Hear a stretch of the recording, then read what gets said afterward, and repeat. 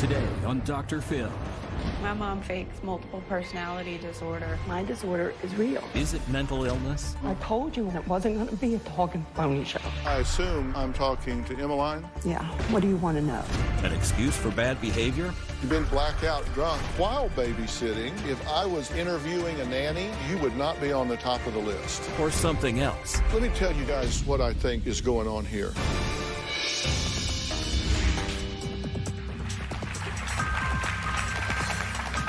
All right, I want you to take a listen to this voicemail from a mother to her daughter. Just so you know, I'm not as stupid as you think I am because I've been networking. And guess what? People on your reference list aren't going to be on your reference list for very long. So take that, you little... Well, Laura says her mother, Judy, left this voicemail in a drunken rage. Now, even though Judy admits the call technically came from her phone and sounds like her, she just insists it isn't me. Well, then who is it? Judy says it's Emmeline, one of her two other personalities. Judy's husband of 33 years, Brian, supports his wife's belief, but their daughters, Laura and Heather, say they're not so sure, and they suspect their mother is faking a multiple personality diagnosis to escape responsibility for a lifetime of outrageous behaviors that includes living on the streets for 6 months, flying across the country without telling anyone in the family. Take a look. Having multiple personality disorder is a constant chatter in my head. Sometimes it gets so loud, it's a roar in my head. I have two dominant personalities. Carrie, she's a quiet one that just doesn't want any yelling, doesn't want screaming, just wants the chaos to stop. Carrie's just kind of a wild teenage personality.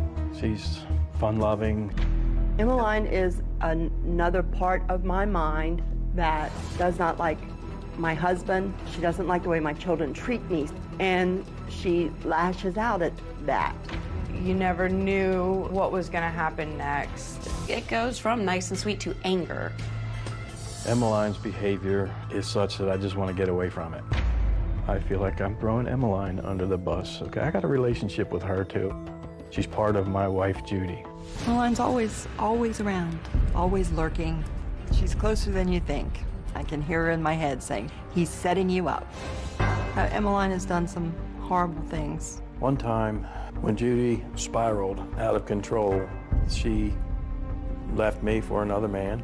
She was smoking crack. Her alters were in control. Judy was gone for probably about 3 or 4 months.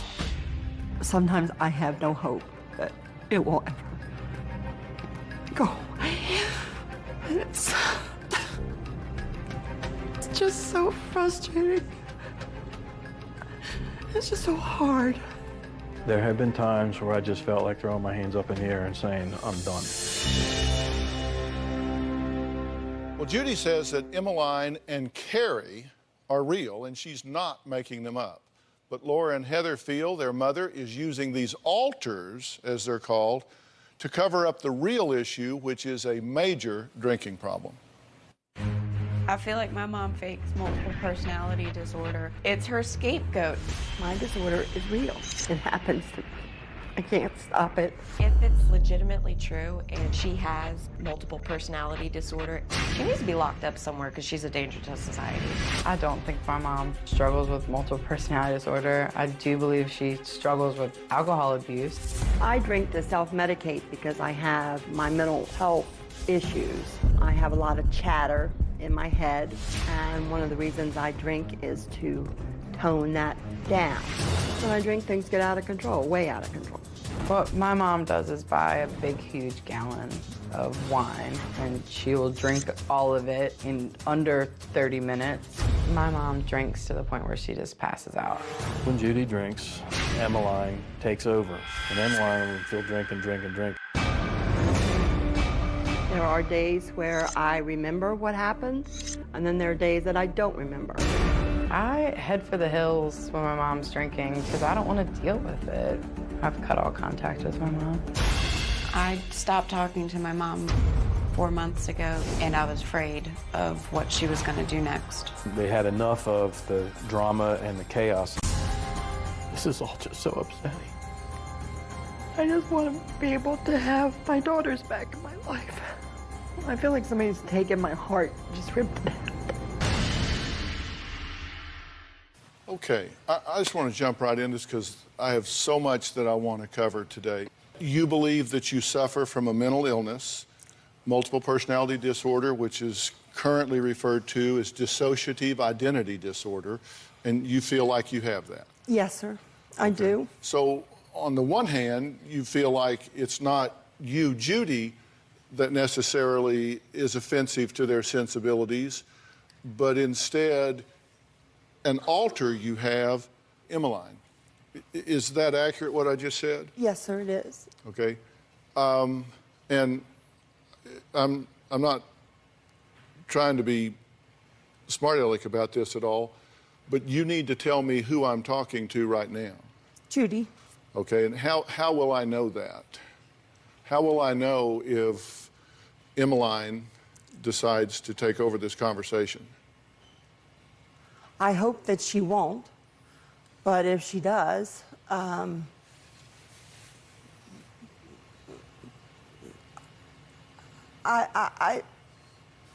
she's aggressive. She's more demonstrative than I am. How did she feel about you coming here? She's in agreement with me coming here. She is? Yes. Because I thought she had said that this was not good, that this wasn't going to be a good experience for you. That was because Laura had a conversation with me on the phone and had told me that you guys were setting me up and that it was going to be a humiliating experience for us. You told her that this was a setup and she was going to be humiliated. I did say that. What did you think about her coming in, about your mother coming in? I was excited, and I don't know, I guess I kind of just felt that the opportunity was here and that we needed to take it. You actually wrote the letter, right? Yes, sir. What's your goal? My goal is to bring unity to my family. And it's fallen apart at this point. You two question whether she's being genuine or just using this as a dodge. Very much so. Correct. Right? Why do you think she's using it as a dodge?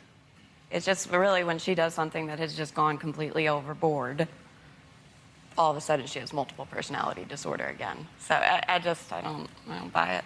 It's just handy. It's handy. It's a convenient way to... The devil made me do it. Exactly. But in this case, the devil is Emmeline. Yeah, this is the first I'm hearing of it, by the way. What? Emmeline. I have no idea who that is. You have no idea who that is? Never heard that. Or Carrie, was that what I saw on the TV? Never heard of that person either. Okay. Till right now, today. So she doesn't tell you a whole lot about it? No, because it only exists when she wants it to. I can't trust my mom around my kids. It scares me to think of what could happen. I know my mom has the potential to be dangerous. Laura says I'm dangerous? How am I dangerous? And later, can I talk to Emmeline? What do you want to know, Dr. Phil?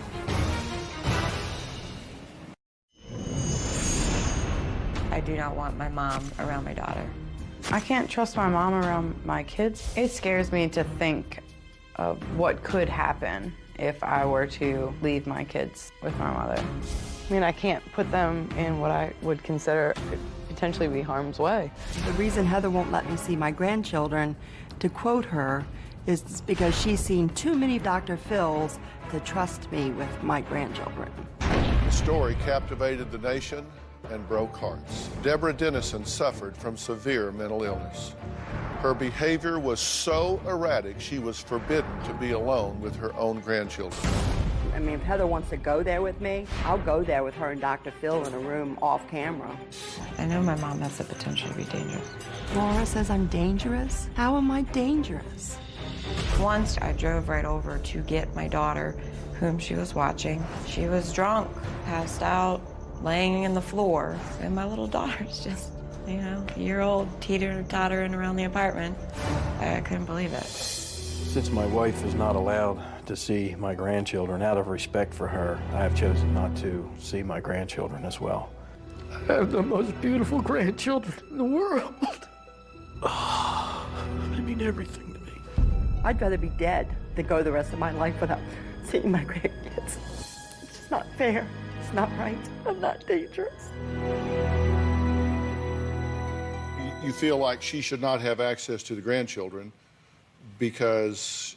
You guys want me to believe something as crazy as multiple personality disorder, but then you just want me to feel comfortable with letting you stay with my kids. How do I know that you're not going to jump on an airplane with my kids or say I'd say something that, you know, triggered, and you're going to do something with my kids? If you don't have...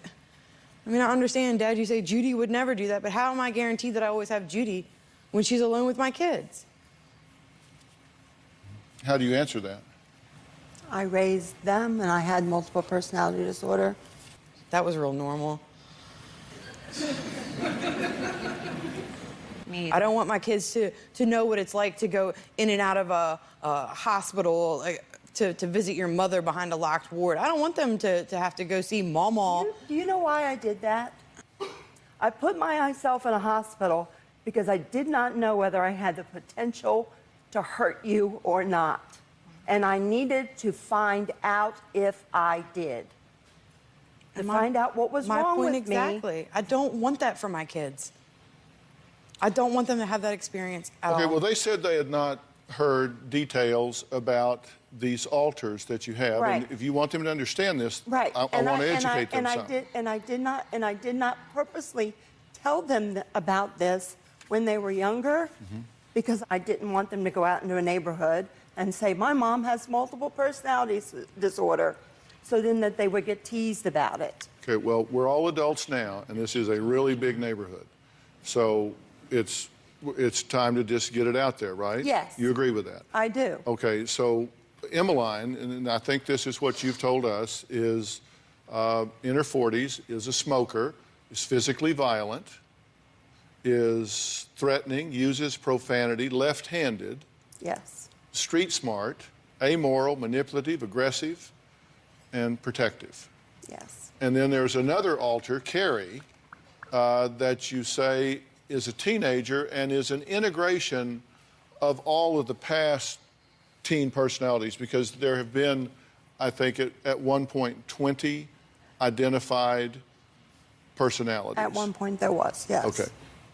But with progress, a lot of this has been kind of reintegrated back into just yourself, Judy, then Emmeline and Carrie. And then Carrie is very childlike, cries easily, seeks adult attention, avoids conflict, can assume a fetal position when stressed, and sucks her thumb.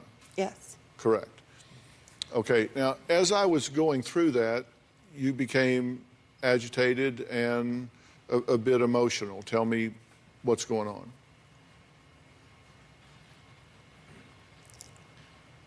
I just feel very vulnerable right now.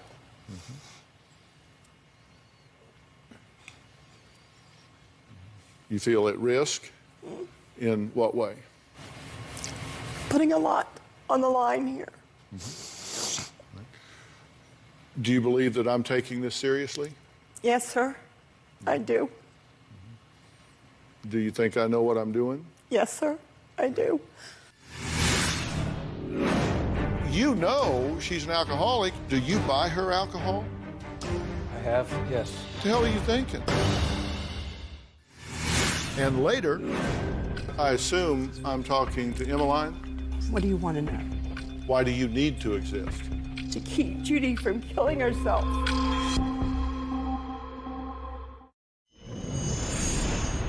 I know that one of my wife's alter, Carrie, has made the decision to drink. I have partied with Carrie. She's fun. We'd go to the bar, we'd do karaoke, I'd sing to her, we'd dance. In the back of my mind, I knew I was having fun with one of my wife's alters. It wasn't Judy. I consciously knew that, but I took advantage of it. It was great for the moment, but that always has repercussions. Well, Judy claims that she was diagnosed with dissociative identity disorder, more commonly known as multiple personality disorder or split personality. But she said she burned her diagnostic papers in her stove because she was just sick of looking at them. Now, while Judy's husband, Brian, says he supports his wife, his daughters, Heather and Laura, say they don't believe their mom and will not let her anywhere near their children until they know what is really wrong with her. Do you believe that you're not dangerous? I'm not dangerous. But Laura, how many times since... I'd like to hear what Dr. Phil has to say. How many times since Laura, how many times since Georgia was a year old have you left Georgia with me? How many times since? Dr. Phil, How many times since? what? do you want me to answer a question? Yeah. Yeah, I know how to do an interview, and Okay. if I get out of control, I'll come right to you. Okay. But I think she's asked you a legitimate question. I'd like to hear the How answer. many times since? Several. I'm going to ask that you two have an open mind to some of the things I'm going to say. Okay. Because I hear you making your sarcastic marks. I'll stop. And you could fill this room with what you don't know about what's wrong with your mother. And until you do, I think I would kind of do a lot of listening. They feel like you're not stable. I feel like the best predictor of future behavior is relevant past behavior. I know that to be true. In psychology, we can give you every test in the world, or we can take a really good history, and if somebody's got a pattern in the past, it predicts a pattern in the future. And so I've done a lot of looking at your patterns, and you've had multiple suicide attempts, right? Correct. 7 that I count. I mean, that's the ones we know about. Correct. There are probably more. You've been to rehab 3 times, but yet you're still drinking. Yes. You've had 10 psychiatric placements, and you've had 15 traffic violations. And traffic violations are not like felonies, I understand, but several of these were for reckless driving. And so, to me, if I was like interviewing a nanny to take care of my now grandchildren, and this was on your resume, you would not be on the top of the list. So I understand why you would be concerned about that. And you know that she has mental health problems, right? Yes, sir. Forget the labels for a minute. You know she has problems. Yes, sir. You know she has a drinking problem. Yes, sir. You know she self-medicates Yes, sir. with alcohol, right? Yes, sir. Do you buy her alcohol? I have, yes. What the hell are you thinking? That's part of my what do you- problem. That's part of my problem, Dr. Phil. Well, no. That's part of what I need to own. You know she's an alcoholic. You know she has blackout drunk periods, and you buy her alcohol. Do you do it to avoid conflict? Yes, sir. I mean, just be honest. We got to put it all out on the table. I'm being honest with you. I have done it to avoid conflict, to shut her down for the night, to not deal with things. Yes, sir. I have done that. Do you bully him at times? Yes, sir. Do you bully him as Judy, or do you bully him as Emmeline? As Emmeline. Can I talk to Emmeline?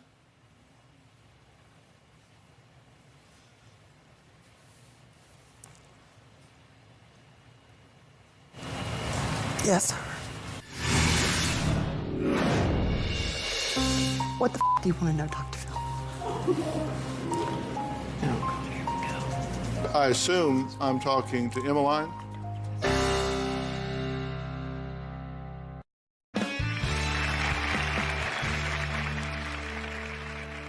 Can I talk to Emmeline?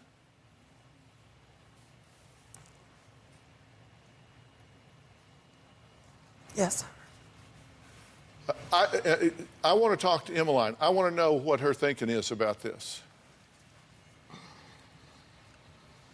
She doesn't like him. Well, you're describing her. I want to talk to her.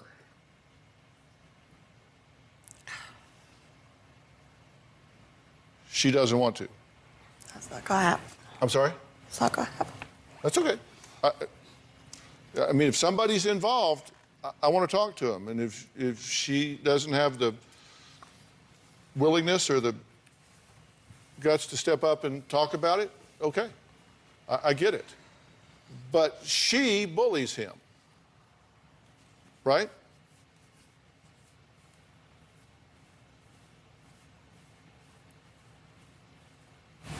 She's mean to Dad all the time.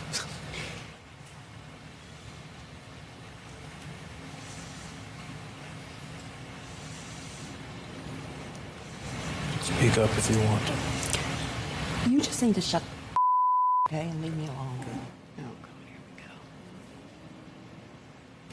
All right? You just need to shut the up, leave me alone. I'll let you deal with it.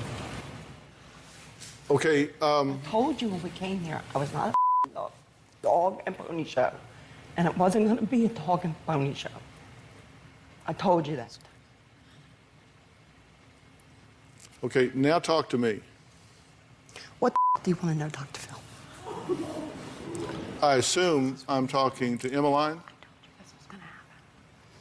Yeah, what do you want to know? I want to know why you bully him into doing things that are not in the best interest of your health, mentally, physically, familially, socially, functionally. Why you bully this man into doing what you want him to do.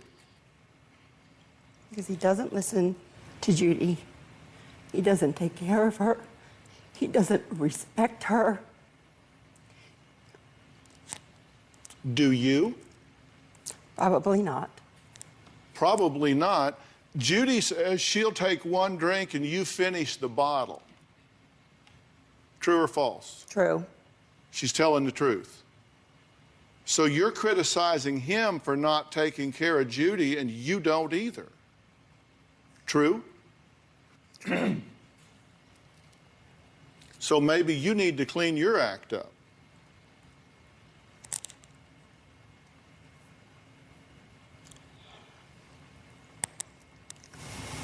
Possible? Possible. I mean, I'm just asking. Possible? Possible, yes. I'm not saying it's true, I'm just saying it's possible. Oh, possible. Anything's possible. Everything's possible. Do you want to get better? We all want to get better. Do you want to be happy? We all want to be happy. Define happy for you. For me? Yeah. Happy for me would be that I didn't have to exist anymore.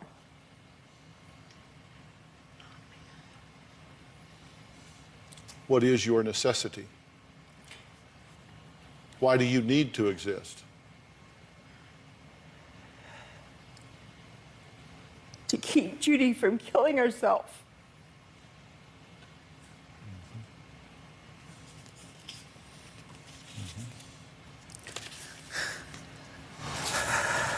Why do you think she would do that?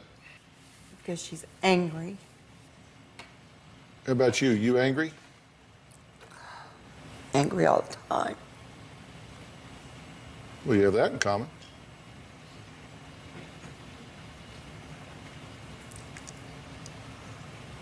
Addict. You an alcoholic? Yes. All right. We're going to take a break. I'm going to talk about what I think's going on here, what I think just happened. We're going to find out why Laura says she was forced to take her own mother to court when we come back. I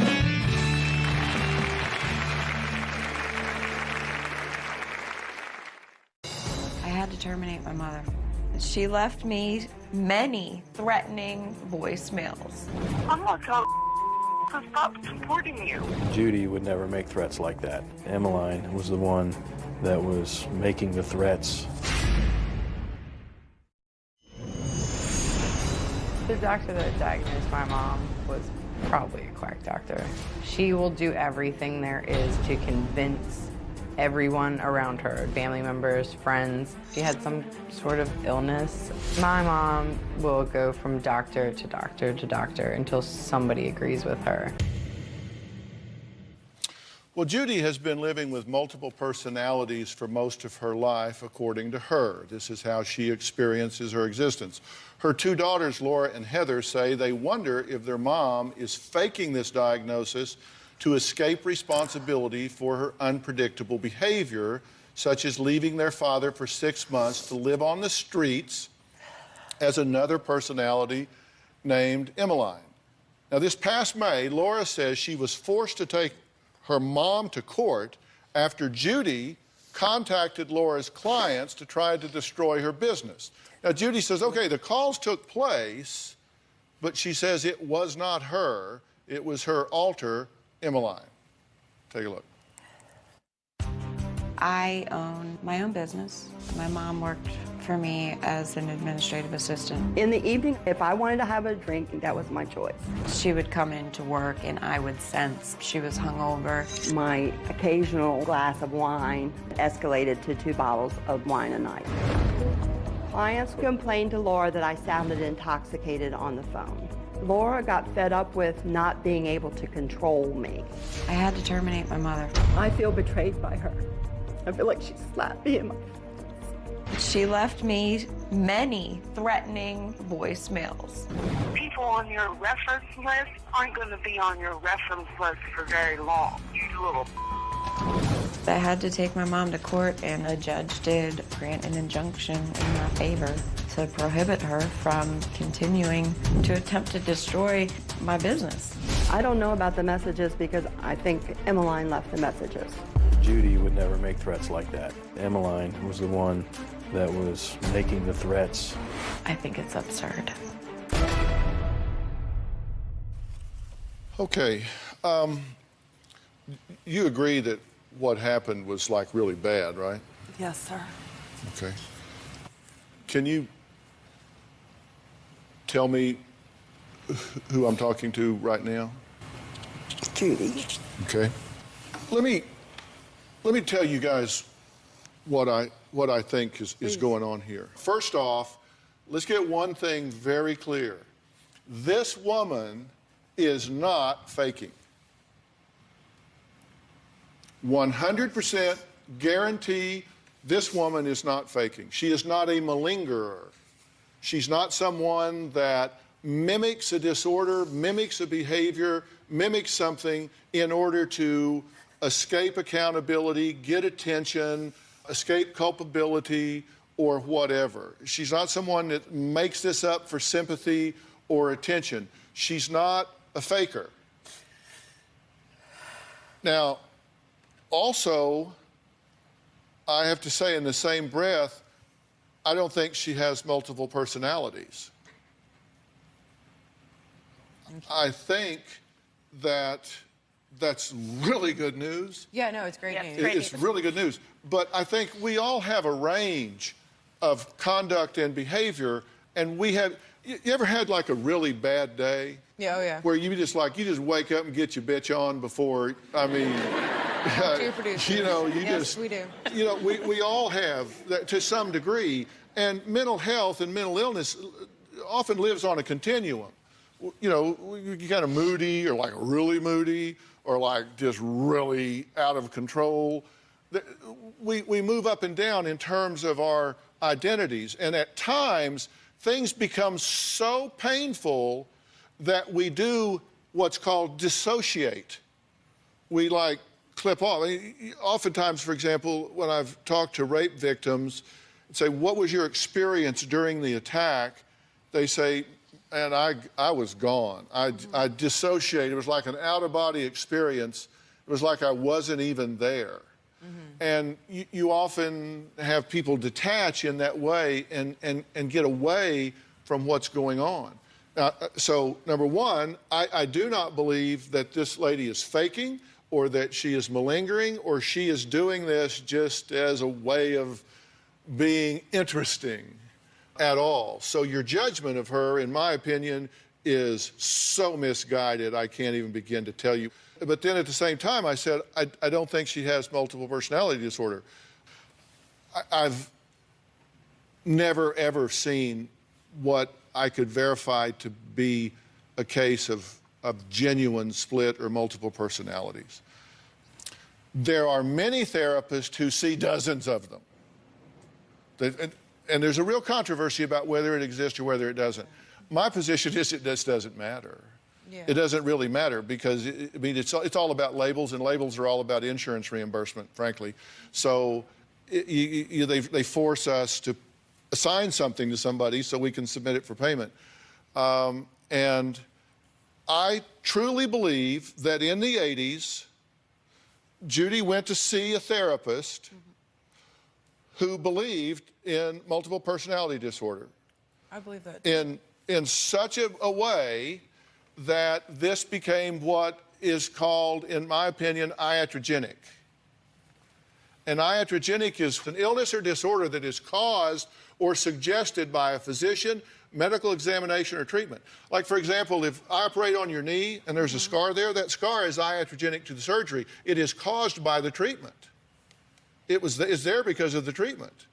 Okay, and so if you go see somebody and the way they organize their life, their world, their professional view is to believe in multiple personality, and they see someone that seems to be kind of all over the chart, they go, whoa, you have multiple personalities. And based on that, you went through a whole process of events. Yes. And you organized your reality based on that symbol system that was given to you. I just feel really nuts, like a million people screaming in my head right now. Do you ever feel like you have thoughts being taken out of your mind? I just can't stop it.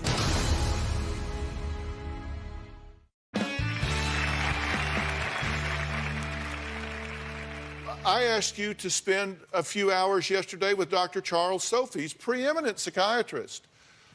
He's known the world over. I asked you to go see him and spend a few hours with him. Take a look at this and then we'll talk. I'm here. I'm about ready to go in and be interviewed by Dr. Sophie. A little nervous about it. I'm hoping that they get whatever information they need to help me. Dr. Sophie, how are you? I'm good. How are you? Thank you for coming. Do you ever hear voices in your head that are not outside voices? Yes. Do you ever feel like you have thoughts being taken out of your mind? I just can't stop it. What can't you stop? I just can't stop the thoughts. I don't even know how to describe it to people. And I just feel really nuts even saying, you know, like a million people screaming in my head right now. You know, I got really irritated the other day. I was looking in the mirror and I was like, I don't even know who that is. Do you know who it is and don't like who it is? No, I didn't know who it was. Why didn't you like looking at it then? Because I was trying to figure out who it was. Besides irritated that you may not have known who it is, how did it make you feel? It made me feel sad that I'm at this age in my life and I don't know who I am. Do you ever say to yourself, I don't want to know who I am? Yeah, I do. You got to be honest. You know who you are a lot of the time, but you don't want to know. Because it's easier to hold on to that stuff. Yeah. I just finished the interview with Dr. Sophie. It was emotional for me, and I went places that I still haven't shared with people, and I don't know that I ever will. I'm reflective about a couple of things that he said to me that, you know, I need to go and meditate on. Okay, I've added Dr. Sophie to our conversation here and jump in any time. You say, well, now wait a minute. Come on, you say she's not faking, she's not malingering. She just switched personalities right in front of you, Dr. Phil. Isn't that a little melodramatic here? Not really, because you're going to see a professional that's a legitimate licensed professional that has this view. Mm-hmm. And that's the way he structures it. Now, here's what we do know. We do know you had a lot of trauma in your life early on. Yes, sir. You had trauma when you were 7. Yes, sir. Because you were terribly and brutally molested. Yes, sir. We know from age 8 to 13 that you were victimized in that way. And let me tell you, this changes who you are. Changes who you are. Yes, sir. It changes how you interact and adapt to the world. I think that as a result, you've experienced a tremendous amount of fear in your life. I think you've experienced a tremendous amount of anxiety in your life. And anxiety can get to the point that you dissociate, you check out. And if you've ever driven up on a big wreck on the highway and there are survivors out there in the rain with burning cars around, you see them kind of walking around in shock, kind of zombie-like. They're dissociated. They're in shock. They have a completely different way of going through it. We accommodate to that in different ways. You were told to accommodate that by giving those states a name. And so you did, because you were told by trusted professionals to do that. And you've actually made some progress. Yes, sir. Using that symbol system. But I think it's important to understand that there's a lot of fear going on here. There's a lot of anxiety going on. There's depression going on.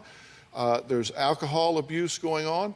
A lot of things that explain a lot of erratic behavior other than it's a completely different personality. And does that mean she's safe to take care of the kids today? Probably not, because of the lack of stability. But I think if you start putting those things on a to-do list and we get her the right kind of help focused on the right kind of underlying problems, then you do begin to see her get a good deal better in a very short period of time. Yeah. So I'm actually very optimistic about all of this. And listen, I have to tell you, I've not evaluated you. Dr. Sophie has. I arranged for that to happen. I've studied your case. I've got a lot of experience in these things, and I'm just offering you an alternative explanation, an alternative theory of what's going on, and therefore an alternative way to try to get this under control.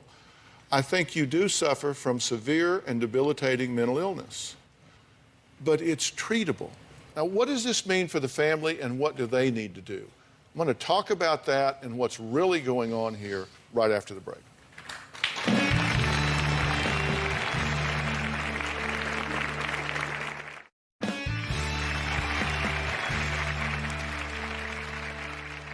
These are things that if you break them down to the individual elements instead of the umbrella diagnosis, to the anxiety, to the depression, to the alcohol abuse, to the borderline personality attributes and aspects, these are all things that can get a good deal better, correct? A whole lot better, almost totally better. They're well controlled once they're treated. You just have to get treatment and stick to the treatment. Yeah. And let your family believe in you, but you got to believe in yourself. You will not own yourself. You're terrified. We're going to help you do that, but what do you guys think about what we're talking about here, what I'm saying? I think you're hitting the nail right on the head, just to be honest. What do you think? I agree. If your mother was diagnosed with a brain tumor, and as a result began to behave erratically, would you judge her the way you're judging her now? No. And what you two need to do is close ranks around this woman, support her in her treatment, and understand she's not doing this on purpose. This is not her way of entertaining herself. She is not a psychopath. She's not a sociopath. She's not a manipulator. She is not someone that is doing this on purpose. Okay. And as a result, you guys need to understand the mental illness processes that are ongoing here and love, support, and nurture her through that. That doesn't mean that she gets away with anything. Let's be in this together. Yeah. Let's close ranks. And you need to stop enabling this woman. You need to man up and give her what she needs, okay? How has this gone for you today? Good. Good. Do you have some hope? Yes, sir. Okay. I want you to. Because I believe this can get better, and I believe you want to get better. I do believe that. Okay? Fair enough? We can Fair work enough, on this? yeah. You positive? Yeah, absolutely. All right. I want to thank all of my guests today. A special thanks to Medical Director for the L.A. County of Children and Family Services, and also a member of our advisory board, Dr. Charles Sophie. We will see you next time. Thanks so much. Thanks, guys.